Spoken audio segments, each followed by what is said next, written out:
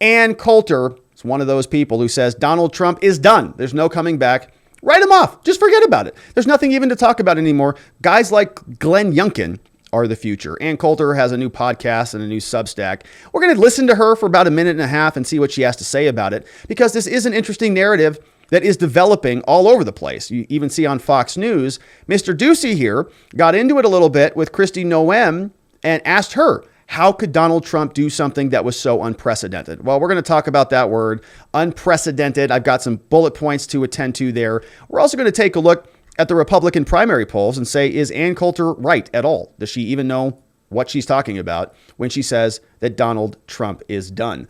Here is Ann Coulter now communicating there's no hope left for the man. Just move on, America. And she's also saying that people in the conservative media are lying to you about his popularity.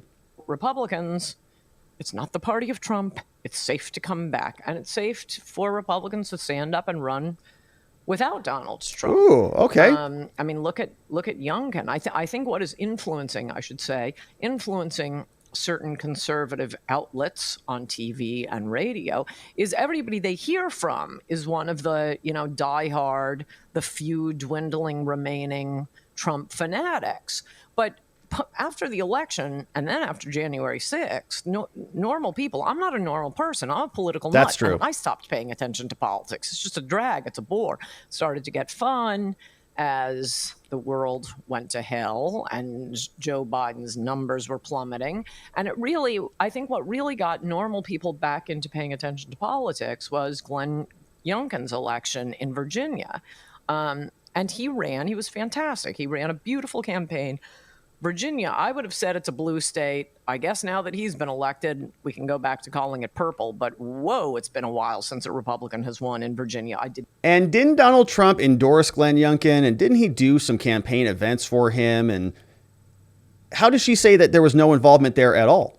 Not think he was going to win, not because he wasn't running a great campaign, but what was great about his campaign is he didn't attack Trump, but he sure didn't let him campaign for him. Trump had nothing to do with that campaign. I don't know that that's true. The white privilege being taught to school children and the transgender nonsense in the schools, and white voters in Virginia came out in droves to vote for him. All right, so that's Ann Coulter, right? She's got a podcast out and she's trying to get people to sign up to her Substack.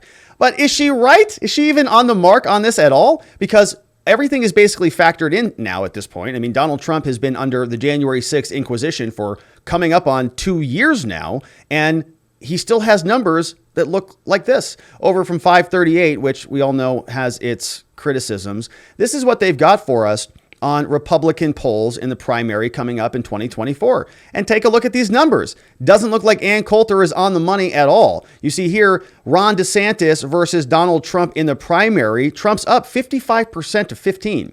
That's a recent poll from August 20th to 2024. Guess what? That also has factored into it the raid at Mar-a-Lago. It's all there. The raid happened on August 8th, right? So it's still Trump by 40 points on that one, 46 to 22 here back on August 19th. All of these are coming from Echelon. YouGov have Trump Senior 50%, DeSantis 33. Closer there on August 18th. But he's still up by a wide margin in many of these other polls. Not even close.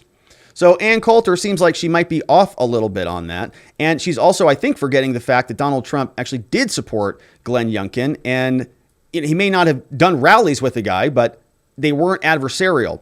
Glenn Youngkin did not run as an anti-Trumper, is my point. But Ann Coulter's not the only person where this is sort of percolating. Over on Fox News, we have Peter Doocey, who was asking Kristi Noem. Kristi Noem, of course, the governor of South Dakota. She's on Fox News on the morning show. And this was immediately after the photo was released of the documents splayed all over the floor, dropped off by the FBI at Mar-a-Lago. And they say, how could this unprecedented act have happened? Miss Noem, can you tell us about what Trump was even thinking? Well, ultimately, it comes down to why did he have all that secret stuff at Mar-a-Lago? You know, I know his team has said that they declassified it, but that's news to the agencies that those documents belong to.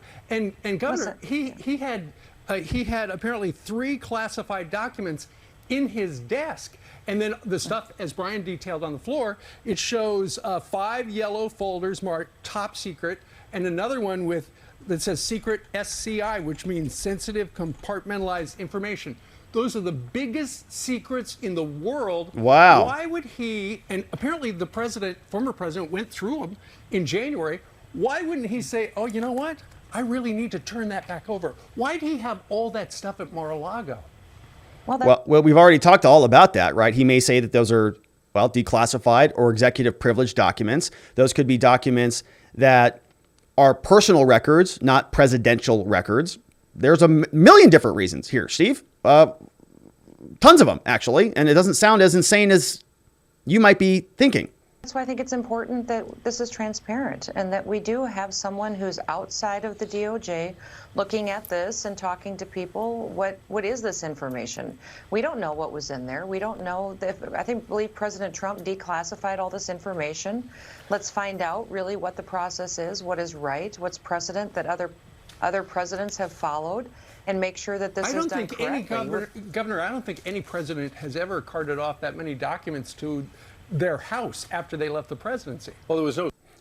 I don't think that anybody like Obama or Clinton or Bush would have done anything quite like that, right? Unprecedented is where he's going with this conversation. But here's a couple reasons why that might have happened there, Steve. One, was it ever something that happened where a former president would waive executive privilege of the outgoing administration? No. Biden did that to Trump. That's why all of this is brand new. Biden and NARA made the personal decision all the way at the top at the White House.